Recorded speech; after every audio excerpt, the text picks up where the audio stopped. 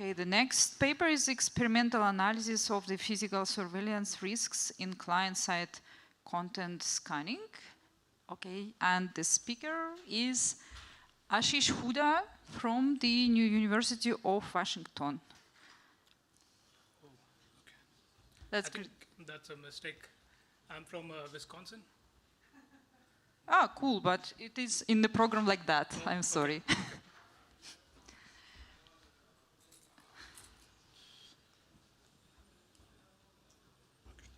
Yeah, thank you.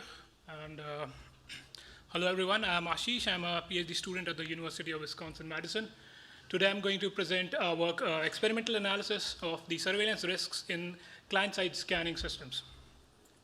So as we heard in the keynote today, CSAM is like an important problem, and it's a growing problem. The number of cases increased from over 20 million in 2019 to over 30 million in 2021. Most of these cases belong to social media platforms like Telegram and TikTok. And the way these cases are discovered is that when these platforms explicitly scan the user data stored on their servers, and they look for harmful content there. However, as platforms switch to end-to-end encryption, this server-side scanning is no longer possible. So this plot here shows the number of cases as reported by the National Center for Missing and Exploited Children and the Internet Watch Foundation. These are two nonprofit child protection organizations that curate a list of known CSAM material.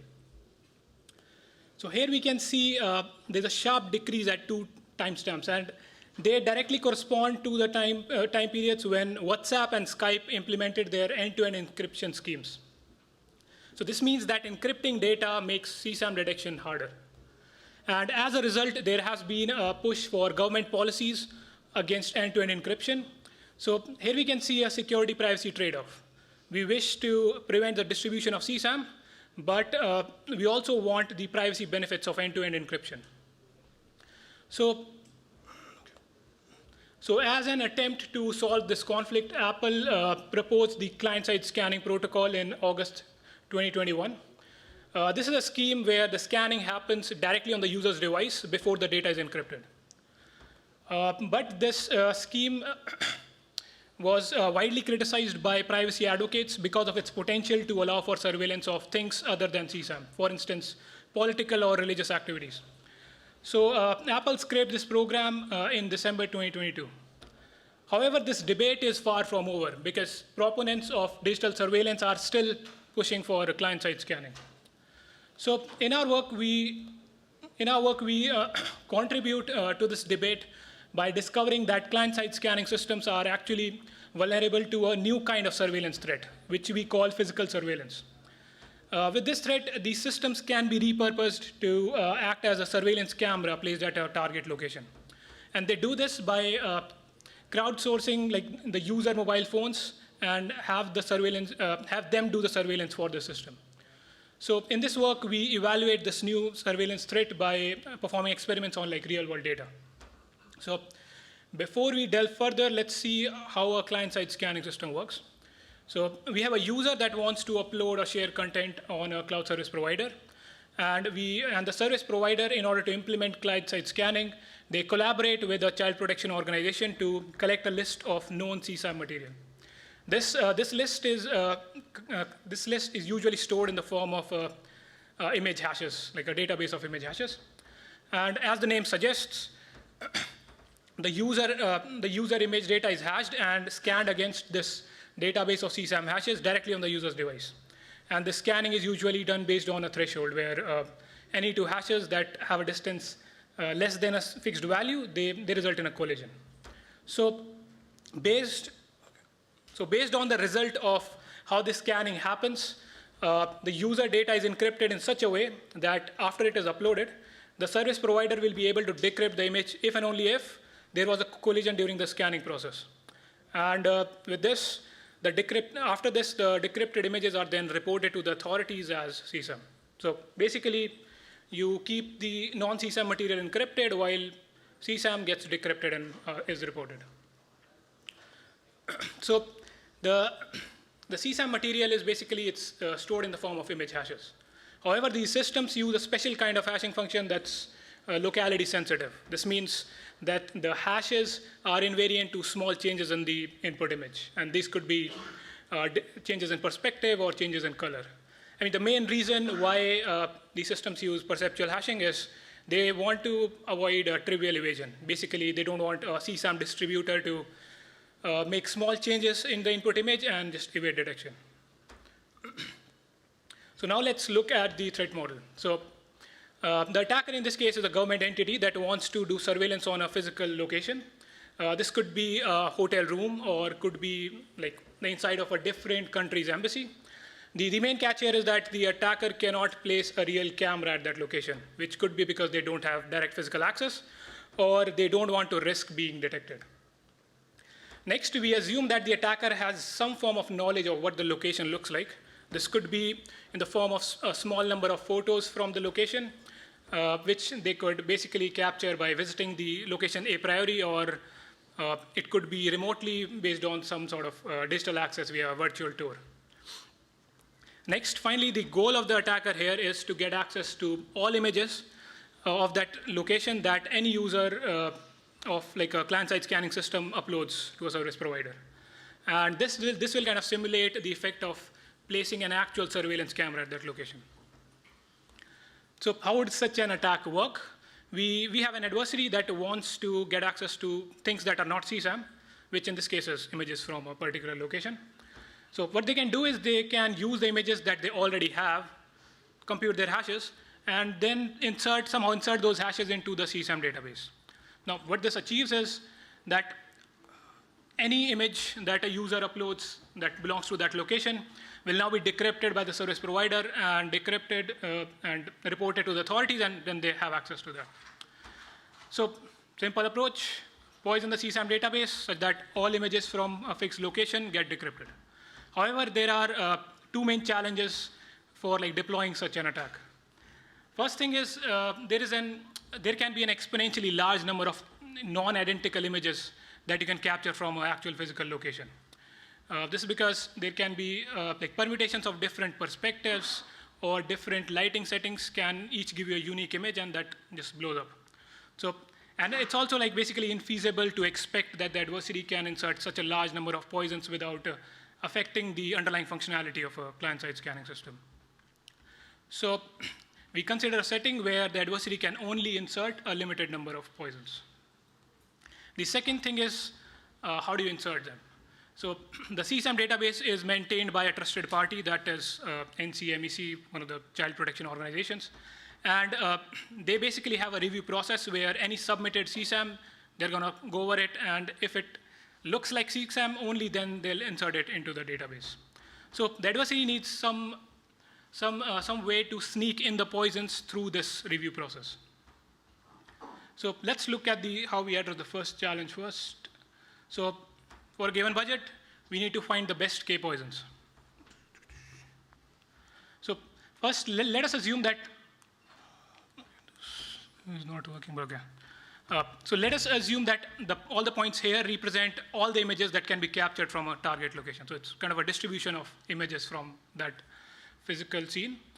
And now let us pick one point, like one image here, the one marked with the red X. And let's say this is our poison. Now, due to the invariant nature of the perceptual hash function, this poison can cause collisions with multiple images now. And this will basically be all the points that are included within the blue circle. So what this means is that the best K poisons are then the set of points that simultaneously or together can cover the largest number of images in this distribution. Well, solving this precisely is a very hard problem.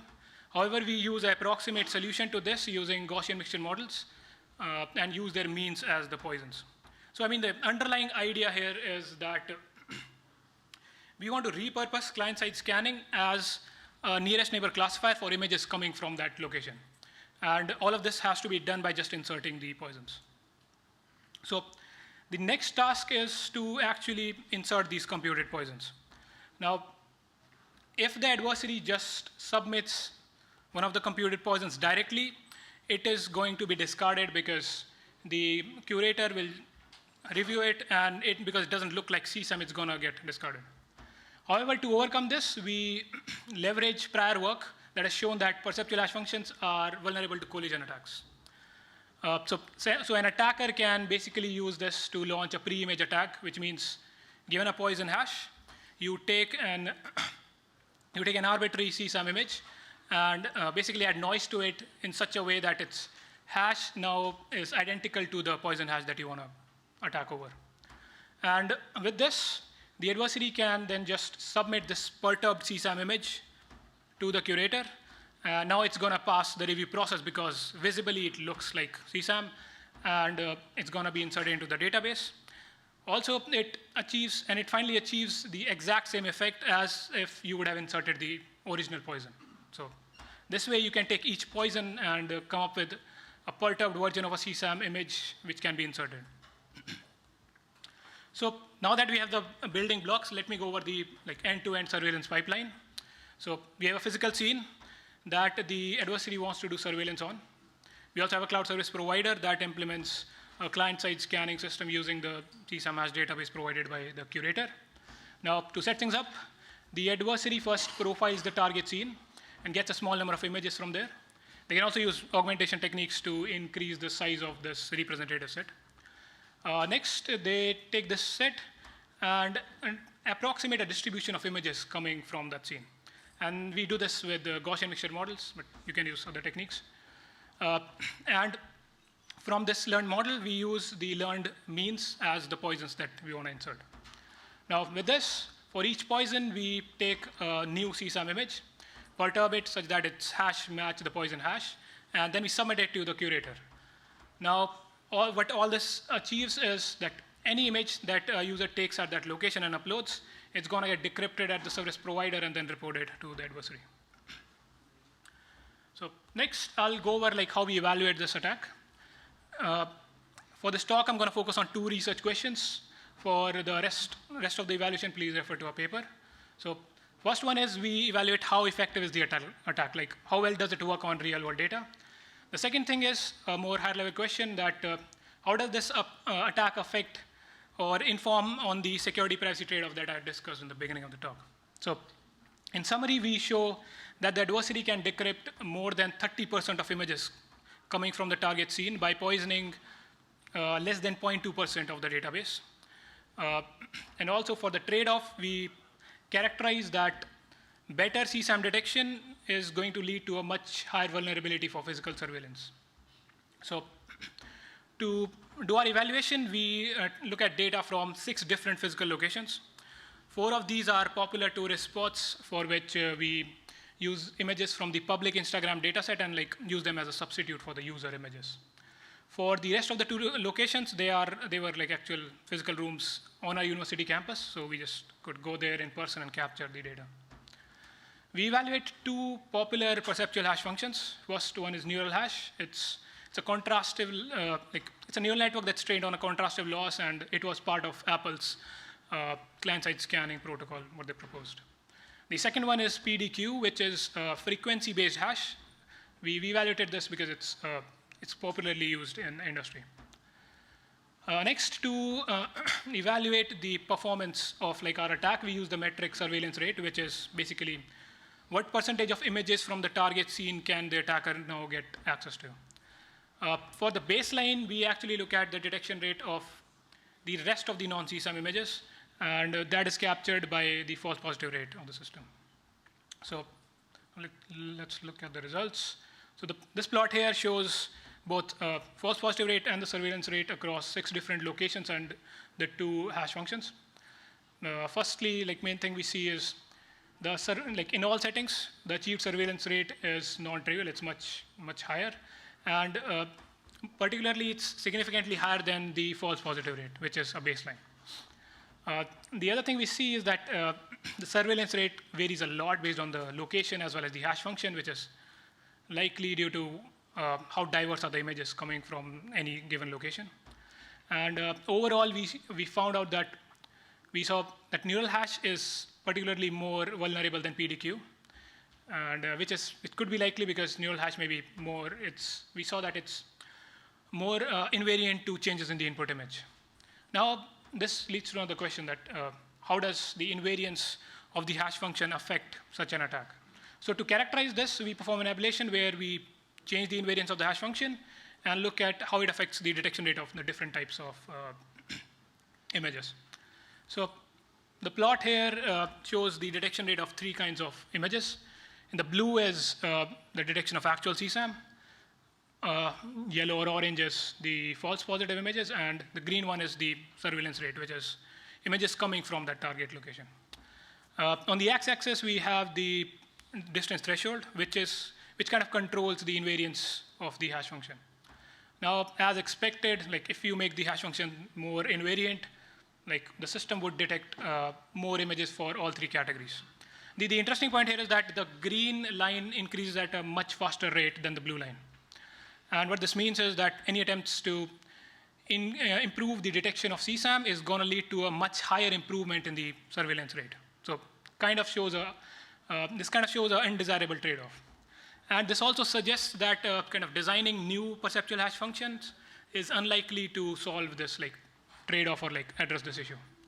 So in summary, we provide or like we introduce a new kind of physical surveillance threat model, and we also provide experimental evidence for evaluating this on like real-world data.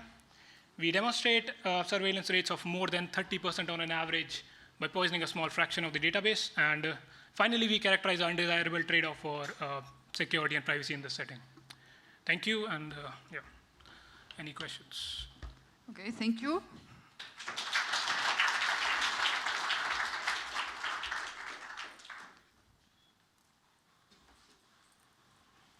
Hi, I'm Sundar from University College London. Thank you for the talk. I was wondering what the precision of such an attack will be like, because I was looking at the images that you guys use for the room 1 and room 2. And in some, like for example, like the detected images, I'm assuming are the images that are detected as CSAM, even though they aren't. Some of them don't even look like the original like rooms. Like unless, maybe in like a very specific like perspective, they look like the original rooms. But I was like wondering, so if that's the case, what's like in real world scenarios where it's very different, yeah, basically like, wouldn't the system be fooled quite easily is my question. Mm-hmm. So if I get the question right, you're saying like in the figure presented in the paper, the images that show that what room we are talking about and the images that are actually detected are very different, right? So that actually like is the whole, like that's what makes the problem challenging, right? Because if it's a physical location, the number of images or the types of images you can capture is like very diverse. So what that exactly shows is that there are like in a room you can capture like images at like very different angles, and that's why there's a difference there. So what we did was we captured a lot of images from different angles and we split it randomly based on like on a training set and test set, where the training set is basically images that an adversary might capture, and the test sets are what a user might upload at a future time. And that's why they look different.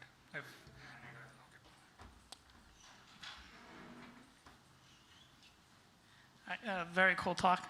Alex, UC San Diego. In the talk, you basically, if I understand correctly, you're given a 0.2% budget, and you're trying to collide with a specific location, right? But also you kind of sort of position your work as in there's a state actor, right? But it seems like another way to think about it is you're given a 0.2% budget, and as a state actor, I don't care about sort of a precise location. Instead, I care about getting as many collisions as possible, right? In a sense, like I don't care if you're at home, whereas I want to get as many data points as possible on where you are, right? How easy, if I were to reuse that 0.2% budget, how many hash collisions do you think I could get? Or like, if that makes any sense. I don't think I get it completely. Can you repeat like how different is, how's your setting different than? So you're given a 0.2% budget, right? And you use that entire budget to pinpoint a location. But another way that you can possibly look at it is to say, okay, I want to get as many hash collisions as possible. But that does not have to be a specific location. I wonder if that's possible, and if it's possible, you know, how many collisions can I possibly get? Okay, I think I get it now. So you're saying we don't want the collisions to belong to a particular location or anything. Yeah, it could be anything. Any collision. Okay. Yeah. How many areas can I cover with 0.2% budget? Yes, so just to repeat the question, we have the same budget, but we, like, let's say the adversary wants to cause just collisions, Exactly. regardless. Yep.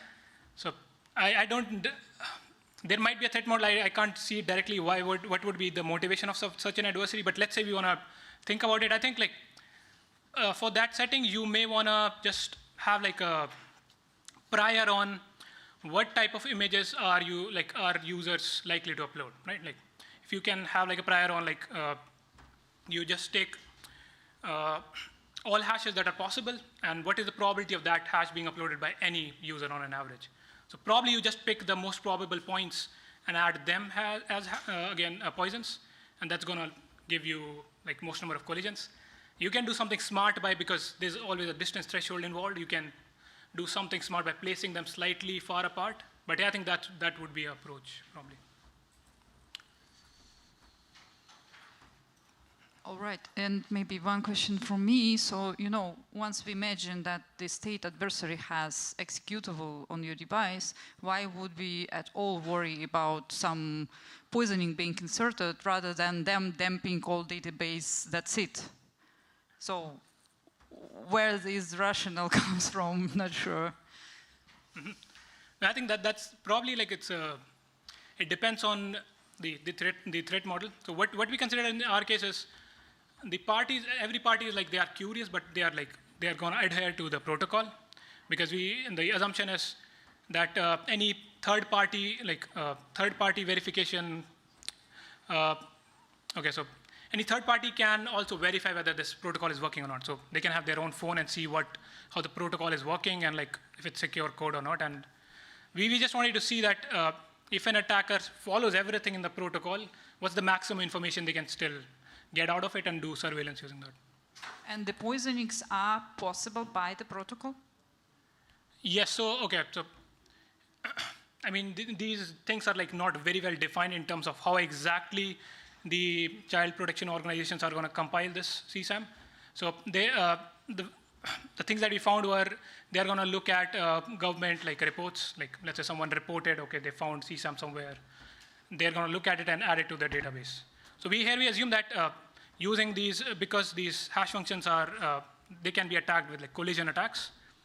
You can mount you can have an attack setting where the reviewers are honest. Like they actually look at the images. They look like CSAM, but they can't.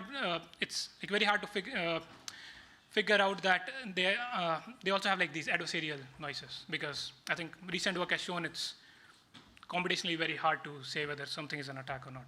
So all parties are trusted, and still you can add poisons. That's what we assumed. Okay, so if the adversary follows the protocol, they would still be able to add those poisonings. Mm-hmm. Okay, I see. Yep. Okay, thank you. All right. Okay, let's thank the speaker and come. Yeah.